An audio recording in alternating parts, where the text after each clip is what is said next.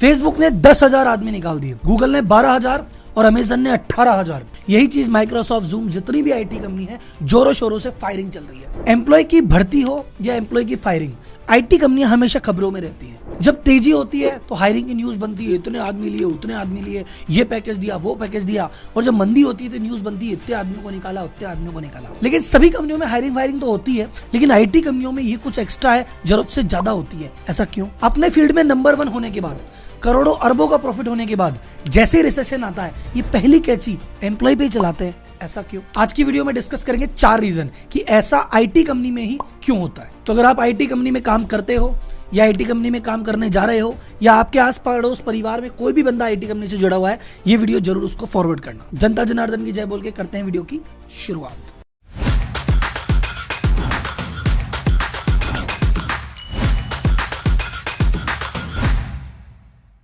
सबसे पहले समझते हैं आईटी के बिजनेस को। आईटी का बिजनेस ऐसा बिजनेस है जिसमें बहुत ज्यादा आदमियों की जरूरत ही नहीं है। अगर एक बार कोई ऐप बन गया या कोई सर्विस आ गई तो मिलियन लोग वैसे ही डाउनलोड कर सकते हैं। जब व्हाट्सएप ने अपने बिजनेस की शुरुआत की थी और इसके शुरुआती 50 मिलियन कस्टमर हुए थे, 5 करोड़ लोग, तब इनके पास स्टाफ सिर्फ 49 लोगों का था। यानी ऑन एवरेज एक आदमी 10 लाख यूजर्स को संभाल रहा था। आप इसको ऐसे समझ सकते हैं कि फेसबुक और वॉलमार्ट लगभग दोनों की वैल्यूएशन एक जैसी है, रेवेन्यू एक जैसे है, लेकिन वॉलमार्ट के पास फेसबुक की तुलना में 25 गुना ज्यादा एम्प्लॉय हैं। तो राहुल जी, जब इनको इतने एम्प्लॉय की जरूरत ही नहीं पड़ती तो ये फिर हायर क्यों करते हैं? इतना लाखों लोग लेके बैठे क्यों? पहला कारण है डाइवर्सिफिकेशन।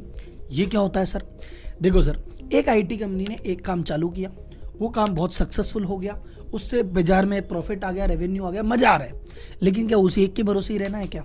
एनी टाइम ये एक काम के अलावा बहुत सारे प्रोजेक्ट रन करते हैं कि चलो इससे तो कमा ही रहे हैं, दूसरा क्या, तीसरा क्या, चौथा क्या, पांचवा क्या। इसलिए इनको ज्यादा से ज्यादा व्यक्तियों की जरूरत रहती है। जैसे आपको एग्जांपल से बताऊं, गूगल चालू क्या हुआ था? सर्च इंजन था, भाई सर्च करेंगे, लेकिन साथ के साथ उन्होंने 10-15 प्रोजेक्ट और चलाए कि चलो और कुछ करते हैं। उनमें से एक प्रोडक्ट था एंड्रॉइड, सफल हो गया, देखो उसकी सक्सेस स्टोरी। यूट्यूब लिया, उससे काम हुआ।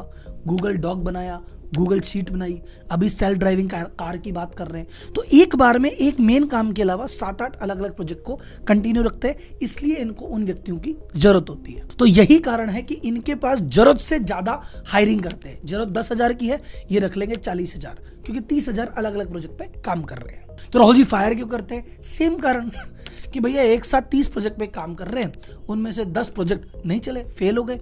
1 साल, 2 साल, 3 साल मेहनत की, सोचा था ऐसा कुछ बनाएंगे, नहीं बना, हटा देंगे टीम। जैसे मान लो इस समय गूगल एक्सपेरिमेंट कर रहा है सेल्फ ड्राइविंग कार का, इतने पैसे लग रहे हैं, इतने आदमी लग रहे हैं, इनको लगा यार 5 साल हो गए, अब तो नहीं चल रहा, बंद कर देंगे, पूरी टीम फायर हो जाएगी। या फिर सर इसमें तो है ना बजट लगना था 100 मिलियन का, या तो 200 मिलियन लग रहा है, बोले बंद कर। क्योंकि जब रिसेशन आता है या मंदी आती है, कोई भी एडवर्स सिचुएशन आती है, जब इनको लगता है इनका कोई क्लाइंट टूट गया या मेन जो कंपनी है उससे रेवेन्यू थोड़ा कम हुआ, तो ये क्या करते हैं, अपनी कॉस्ट को बचाने के लिए उस प्रोजेक्ट को बंद कर देते हैं। बोले राहुल जी बंद करने की क्या जरूरत है, चलने दो। वो चलने देंगे तो क्या होगा, इनका अल्टीमेटली प्रॉफिट कम हो जाएगा। प्रॉफिट कम होगा, सारी कंपनियां लिस्टेड है, इनके शेयर बाजार के भाव कम हो जाएंगे, इनका इन्वेस्टर पैनिक कर जाएंगे। तो ये इन्वेस्टर के सामने कभी नहीं दिखाना चाहते कि हमारा प्रॉफिट कम हुआ।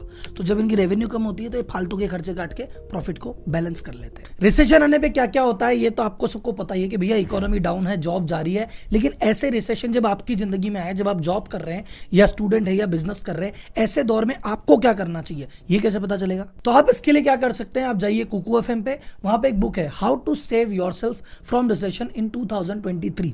इस बुक को जाके पूरा वर्ड बाय वर्ड सुन भी सकते हैं। आपको लगता है इतना लंबा कौन सुनेगा, तो इसकी समरी भी सुन सकते हैं। और ये नॉर्मल अगर मोबाइल पे कोई ई बुक पढ़ते हैं तो आपका टाइम भी ज्यादा लगता है, प्लस आपकी आंखों पे थोड़ा सा स्ट्रेस आता है।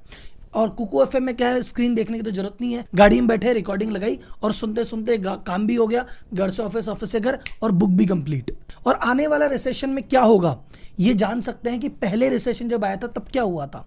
उसके लिए एक और बुक आपको सजेस्ट करता हूं, लर्निंग फ्रॉम 2008 ग्रेट रिसेशन, कि 2008 में जब रिसेशन आया था, क्यों आया था, क्या हुआ था, कैसे फंसे थे और कैसे निकले थे।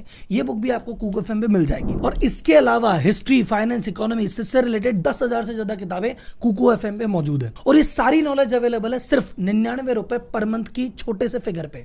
और इसमें भी डिस्काउंट चाहिए तो RM50 कोड यूज में ले लेना, पहले महीने पर 50% ऑफ हो जाएगा और आपको पड़ेगा मात्र 49 रुपीज में। और हाँ, कुकू एफएम को डाउनलोड करना बिल्कुल मत भूलना, लिंक डिस्क्रिप्शन में है। सेकेंड रीजन है टू किल कंपटीशन। आईटी के बिजनेस में आप देखो, आईटी एक सर्विस बिजनेस है। सर्विस बिजनेस में बहुत ज़्यादा कैपिटल नहीं लगती, कोई आपको ज़मीन बहुत ज़्यादा नहीं चाहिए, कोई आपको मशीनें नहीं चाहिए, कोई आपको माल नहीं चाहिए। आईटी कंपनी की सबसे बड़ी असेट और सबसे बड़ी कॉस्ट सिर्फ एम्प्लॉय तो है। अगर एक एम्प्लॉय है, उसके पास आइडिया है और दो जने बैठ गए तो बन गई कंपनी। जब नया यंग टैलेंट बाजार में घूमेगा, उसके दिमाग में आइडिया आएगा, चार दोस्त बैठेंगे, नई कंपनी बना देंगे। तो नई कंपनी बनाएंगे तो नुकसान किसको होगा? इन पुरानी कंपनियों को जो सेटल्ड है, ये नहीं चाहते कि मोनोपोली मेरी टूटे, तो ये नए टैलेंट को इधर उधर घूमने ही नहीं देते। इनका पहला तरीका आता है, जैसे ये कॉलेज है, मान लो एक बहुत रेपुटेड कॉलेज है जहाँ से शानदार टैलेंटेड बच्चे निकलते हैं। इस बैच में जितने बच्चे पास हुए उनको भैया एक काम का, टॉप टैलेंट को मैं कंपनी में हायर कर लेता हूँ, चाहे मुझे एम्प्लॉय की जरूरत ही नहीं है, क्योंकि इसको हायर नहीं करूंगा तो कोई और हायर कर लेगा, और कोई और हायर नहीं करेगा तो ये खुद का स्टार्टअप कर लेगा। कंपटीशन तो अल्टीमेटली मेरे को ही देगा, तो हायर कर ले भाई। कई बार क्या काम करते हैं, इनको लगता है सामने एक स्टार्टअप ऑलरेडी चालू है और जो बहुत टैलेंटेड है और आज नहीं तो कल चुनौती देगा, ये उस स्टार्टअप टीम को जाके कहते हैं क्या पैकेज है, 1 करोड़ 2 करोड़ मेरे से ले ले, इधर आ जा। चाहे इनको जरूरत हो चाहे नहीं जरूरत हो, डबल पैकेज 3 पैकेज पे आसपास के स्टार्टअप की टीम तोड़ने का काम करते हैं। उस चक्कर में इनकी एक्स्ट्रा हायरिंग होती रहती है। तो राव जी, अगर ये इसी तरह से कर रहे हैं तो फिर जब बैड टाइम आता है, जब बुरा समय आता है, जब रिसेशन आती है, तब निकाल क्यों देते हैं? तब भी तो इनको एक खतरा है। नहीं, तब इनको खतरा नहीं है, क्योंकि जब रिसेशन है, इतने बड़े कॉन्ग्लोमरेट की लंका लगी हुई है, इनके क्लाइंट टूट रहे हैं, इनका मार्केटिंग गिर रहा है, तो ये बच्चे बाजार में क्या कर लेंगे? उस समय अगर इनको फायर भी कर दिया तो इनको स्टार्टअप, इनका आइडिया भी है तो इनको पैसे नहीं देगा, कोई और कंपनी नौकरी नहीं रखेगी, तो ये उस समय तो वैसे भी काम के नहीं है, और जब तेजी आएगी वापस ले लेंगे। Reason number 3, demand and supply. जैसा मैंने आपको बताया, आईटी में सबसे बड़ी कॉस्टिंग क्या है? एम्प्लॉय, और सबसे बड़ी एसेट क्या है? एम्प्लॉय। बढ़िया एम्प्लॉय सबको चाहिए होता है, उसके लिए मुंह मांगे दाम देने को तैयार है। तो जो बढ़िया टैलेंट होता है, टॉप टैलेंट, वो क्या करता है, आप नोटिस करो, इस तरह से वो कंपनी का इंटरव्यू लेता है। मतलब जैसे मैं बहुत बड़ा टेक हूँ, तो मुझे ट्विटर कहता है भाई साहब आप हमारे पास आते क्या? बोले देखो रुक जाओ, अभी माइक्रोसॉफ्ट क्या कहता है, माइक्रोसॉफ्ट तू क्या कहता है, और भाई साहब हम साथ दे देंगे। हाँ ठीक है, साथ। और फेसबुक क्या बोलता है, साथ दे रहा है, तू बता रहा कुछ? फेसबुक कहता है भाई हम 10 करोड़ दे देंगे। हाँ चलो जी, मैं तो उसके पास जा रहा हूँ। मतलब वो इतना बड़ा जो टैलेंट है, वो चूज करता है कि तुम में से किसके पास काम करूं, और सब जने मर रहे हैं कि भाई हमारे पास तू आ जा। तो जब अच्छे दिन चल रहे होते हैं ना, तब वो उसकी कैपेसिटी मान लो 5 करोड़ की है, लेकिन वो ऐसे बार्गेनिंग करता करता 10 करोड़ में एक बड़ी कंपनी पकड़ लेता है। लेकिन क्या होता है, जब रिसेशन आता है, अब भैया अब रिसेशन आया, तो फेसबुक के पास ये 5 करोड़ के आदमी को 10 करोड़ देके रख रखा था इसने। अब फेसबुक के पास बाजार में कई ऐसे व्यक्ति हैं जिनको नौकरी से निकाल दिया गया। इसी लेवल के टैलेंट के आदमी, 5 करोड़ के आदमी 4-4 करोड़ में, कि भाई साहब सुनो 5 के 4 ही दे दो, मैं रख तो लो। तो फेसबुक को जब उसी टैलेंट का आदमी को 5 के 10 देने पड़े, वैसे टैलेंट का आदमी जब 4 में मिल रहा है तो 10 वाले की पड़ती है लात। फिर ये 10 वाला जाता है किसी के पास 5 में, 5 वाला जाता है 3 में, और इस तरह से ओवरऑल कॉस्ट डाउन हो जाती है। जैसे तेजी के टाइम पे ओवरऑल कॉस्ट ऊपर जाती है, मंदी के टाइम पे ओवरऑल कॉस्ट डाउन जाती है। And last but not the least, एक वर्ड आपने सुना होगा, बेंच स्ट्रेंथ। बेंच स्ट्रेंथ क्या होती है?